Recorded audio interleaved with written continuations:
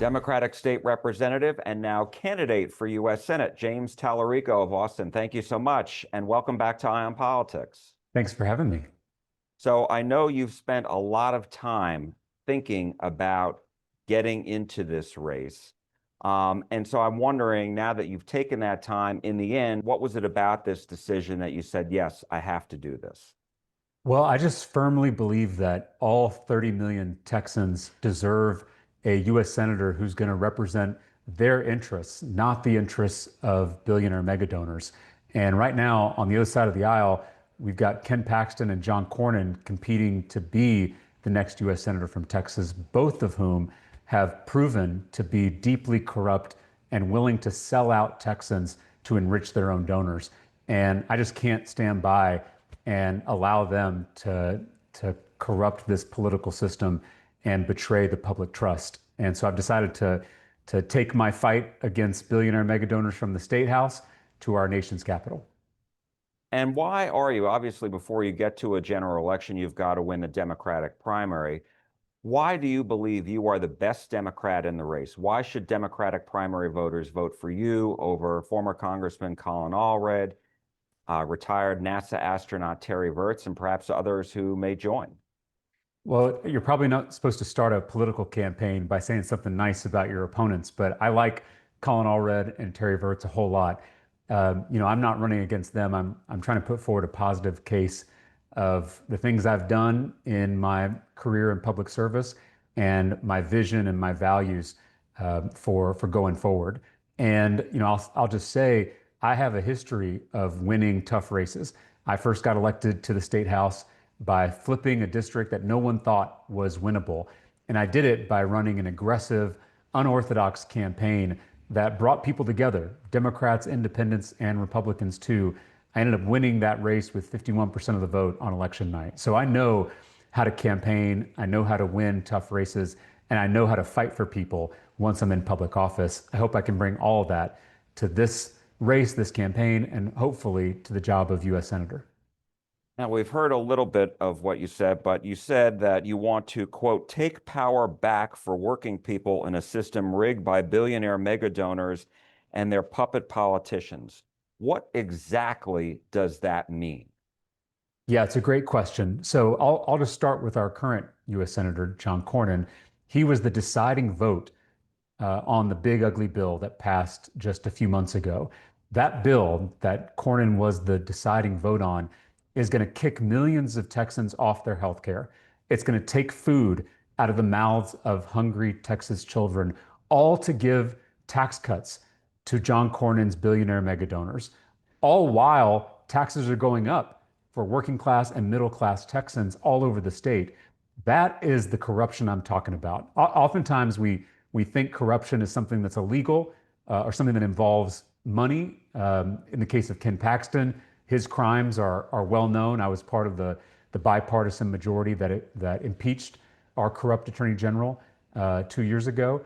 But John Cornyn's corruption is out in the open. It is in broad daylight. He is betraying the public's trust. He is enriching his donors at the expense of his constituents.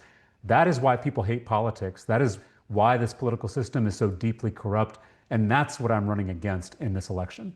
Okay, so what does that mean policy-wise? You touched on it, a little bit, but give Yeah. me your policies and, what are the biggest problems you believe are facing the country and what are your solutions? Yeah, so in that big ugly bill, they gutted our health care, they defunded schools, and they did all of that to cut taxes for their donors. So when you're doing the people's business instead of your donors' business, you fight for things like I've fought for at the state capitol, lowering the cost of prescription drugs. I passed the first ever cap on insulin copays in the state of Texas. I passed a major bill to bring down the costs of childcare across Texas. And most recently, I passed a bill that's going to get rid of some of the outdated regulations so that we can bring down housing costs in our state. So if you have elected officials who are fighting for the people and not their donors, you end up getting good public policy that's going to lower costs, grow the economy, and allow people to fulfill their God-given potential. But when you are doing your donors' business, you end up passing something like the Big Ugly Bill. That is the policy contrast in this race. And I hope that Texans will come and join this campaign, regardless of where they are on the political spectrum, so we can clean up government and finally transform this broken and corrupt political system. With regards to the cuts to the growth in Medicaid and in the SNAP program, food assistance for people, Republicans say these are work requirements that they are putting back into the system. Why do you disagree with those, or do you? Yeah, I disagree with that characterization. That's the kind of smoke and mirrors that politicians use to fool people.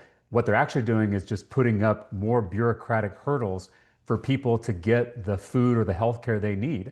If there's money in this country for bank bailouts, then there's enough money in this country to make sure that Texas children have enough to eat, to make sure they can see a doctor when they're sick. And so the fact that John Cornyn would put up more paperwork requirements for those kids to be able to get the health care or the food they need is morally reprehensible. And it's why I'm in this race. And I hope I can prosecute the case against John Cornyn and Ken Paxton and give Texans a real choice in November of next year.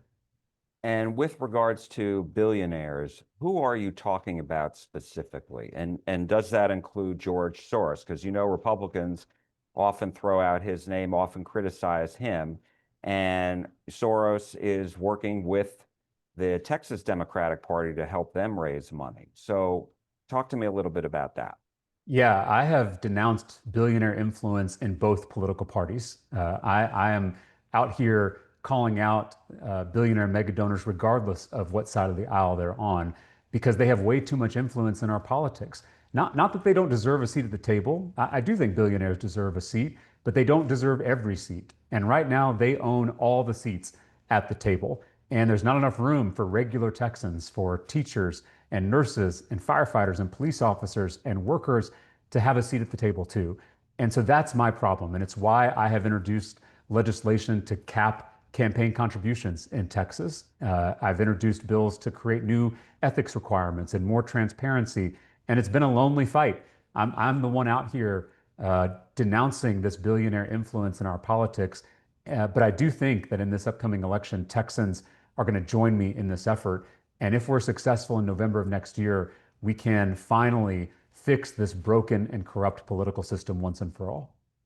And let me ask you, as far as fundraising is concerned, so you're not going to accept any money from super PACs, from billionaires? How is that going to work? So right now, I'm the only member of the Texas legislature that has never accepted a dime of corporate PAC money.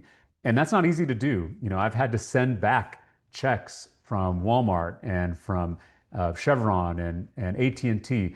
I still talk to those business leaders. Like I said, they deserve a seat at the table, but I've put a self-imposed ban on accepting their contributions just to make sure there's a limit on their influence and on their power in my legislative office. I'm going to be continuing that policy for this Senate campaign. So I won't be accepting any corporate PAC money in this race, but that means that I'm going to rely on the people to fund this campaign. I'm going to be relying on grassroots donations, $5, $10, $15 to power this movement. And that's the only way that I want to run. And I hope the people will have my back. How are you going to win a general election? There was a poll survey came out today from the Texas Politics Project at UT, and it asked about favorability ratings.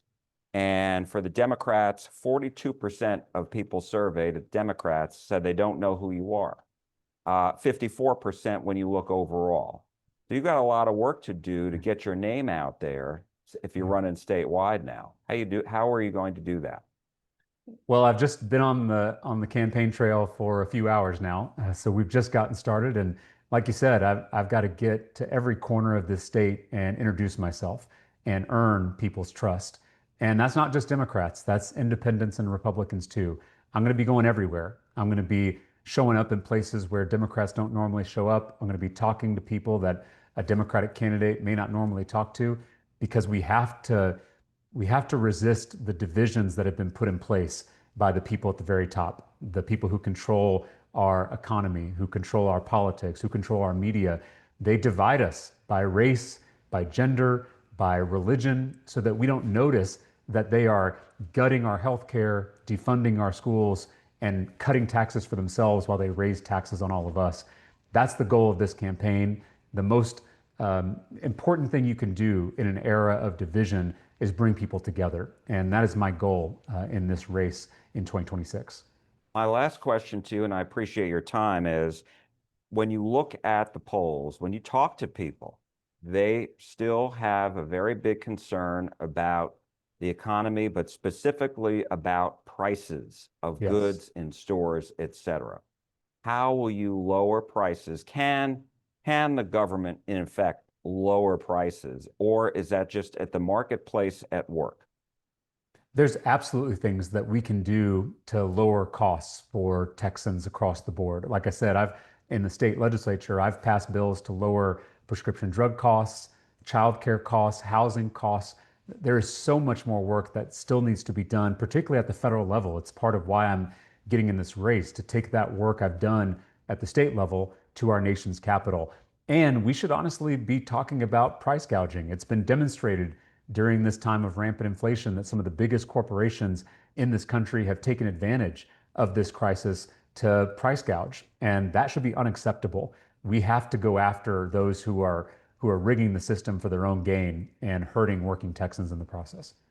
James Talarico, thank you so much. We appreciate it. Thanks for having me. You bet.